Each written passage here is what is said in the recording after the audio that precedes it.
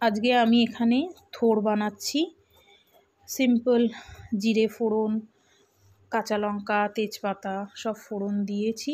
দিয়ে নিয়ে থোড়টা আর আলুটা সেদ্ধ করে এখানে অ্যাড করে দিয়েছি। তার সাথে নর্মাল মশলা যা দেওয়া সব কিছু দিয়েছি। এবার চলে এলাম আজকের নেক্সট আইটেম, সেটা হচ্ছে পোস্ত।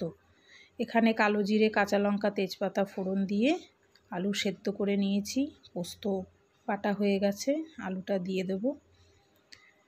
এর মধ্যে পোস্তটাও অ্যাড করে ভালো করে নাড়চাড় করে নুন মিষ্টি দিয়ে আমি নামিয়ে দেবো। আজকে এখানে হলুদ অ্যাড করব না, আমি সাদা পোস্তই করছি। পোস্তটা প্রায় হয়ে এসছে।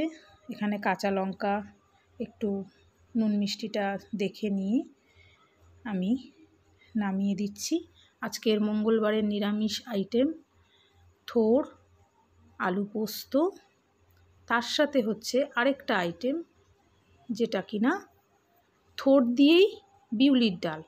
এখানে শুকনো লঙ্কা, তেজপাতা, জিরে ফোড়ন দিয়ে আমি সম্বারটা দেব ডাল দিয়ে।